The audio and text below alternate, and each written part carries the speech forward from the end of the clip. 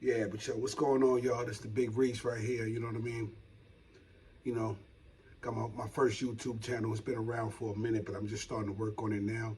I want to give a shout out to everybody in New York City, Harlem, the Bronx. You already know Brooklyn. You know what it is. Stand up, Staten Island, Long Island. You know what I mean? Definitely Long Island, man. Yo, I got some stories for y'all, man. Unbelievable stories, man. Like this is the life. We got about at least 50 years of conversation here, man, and it's a lesson. It's a lesson, and it's understanding at the same time. And it starts back like in the '60s, man. Not the roller '60s. You know what I mean? In the '60s, back in the days, when the cat was born. You know what I mean? Brought into this world. And it's just a lot, man. I'm gonna be talking about where I grew up, how I grew up, who I grew up around. A lot of stories about New York City, man, and the things that I did after the age of 17 and all the places I've been. I know a lot of people travel out to the country. They've been to Dubai and all this stuff. I did that too. But one thing special about me, I've literally been in every hood in the United States. Literally. Since 17, I gravitated to it. I don't understand why. It wasn't really that dangerous to me. I'm not saying I'm a gangster or a tough guy, but it wasn't. I use a different tactic. But yeah, we're gonna talk about so much. Even when I became the first black lifeguard, what I mean, way before Diddy. What's up, Puff? What's going on? Before Diddy had his white parties. You know what I mean? In the Hamptons. Before he did all of that, I was already out there. Shout out to David Dinkins and his daughter and all of them, man. Been out there. You know what I mean? My man who owned the Belmont racetrack in New York back in the days. Yo, been out there, man. I got so many stories, man. Colorado, from Pueblo to Colorado Springs to Denver. So many stories, man. I think y'all really gonna love this because I'm actually giving specific detail. A lot of names I'm keeping out. Some names I might just put in because either some of them are dead or they rock with me. They don't mind it. Um, the stuff that I learned, as in, in the words of my mother, she called me a gypsy.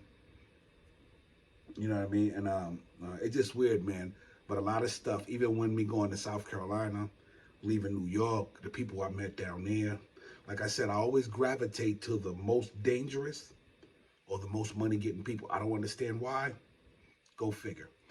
We're going to talk about my pops, his affiliates, and the things that he went through back in the days. You know what I mean? When I was a young boy. You know what I mean?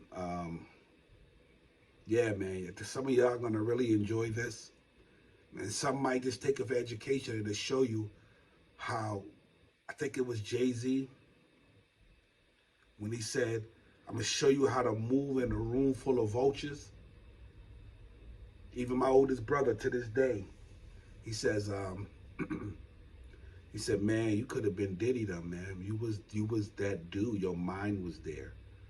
And I tell him, I said, "Yeah, but I had other things to deal with as well." You know. So this is Harvin Blazing, like an introduction to my YouTube channel. We're going to discuss a lot of different things. Even back in the '80s, when I first realized what Blood and Crips, Nietas, and all of them, I already knew what Latin Kings were. I knew what a lot of we had crews back then, more or less than gangs. We had crew. There were still gangs, but it was a crew, a block like your neighborhood.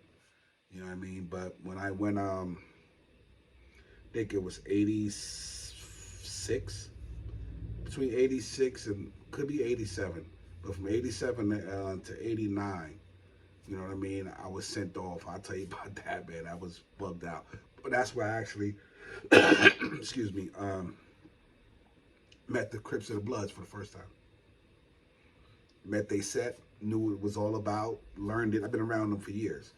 Even some dudes from the Virgin Islands, the VIs, even the dude. That's why I also been to Miami too, and some dudes that I met from the Pork and Bean.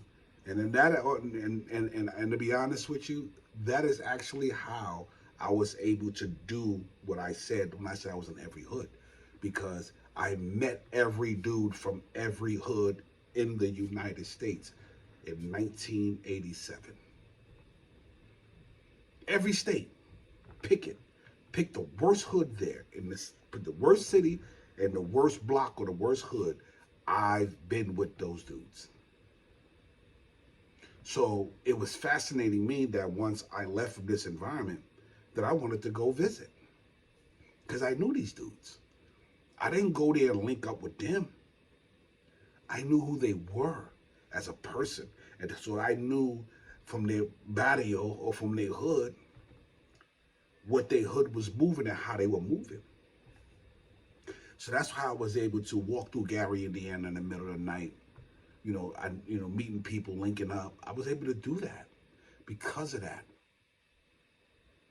When I first went to Compton, I was like, damn, it's like I already knew what not to do.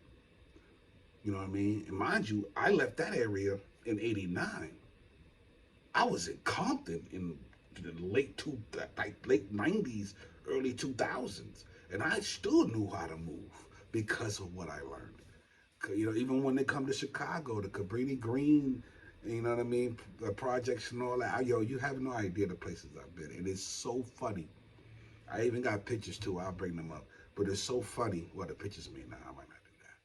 A lot of things happened back then. But anyway, yeah, man. This will be a story about a New York dude in the Bronx who overcame a lot. I'm not rich by far. And when I mean overcame a lot, I'm here to talk to you. That's what I mean. I'm here. And came through a lot of diversities, man. I really, changed my life. And the story of this man would sadden some, glorify a few, and calm a lot of others. So, like I said, Harvin Blazing, this Big Reese, aka Q, aka Shah, aka Hassan. I mean, yeah, man.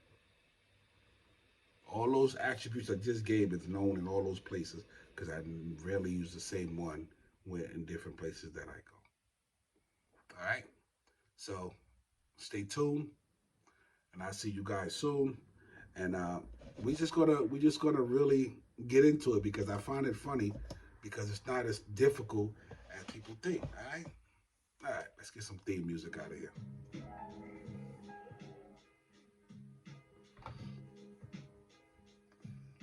Yeah. Yeah, that beat, right? It's that 97 Hove intro. Sample. You heard? Yeah. Let's do it.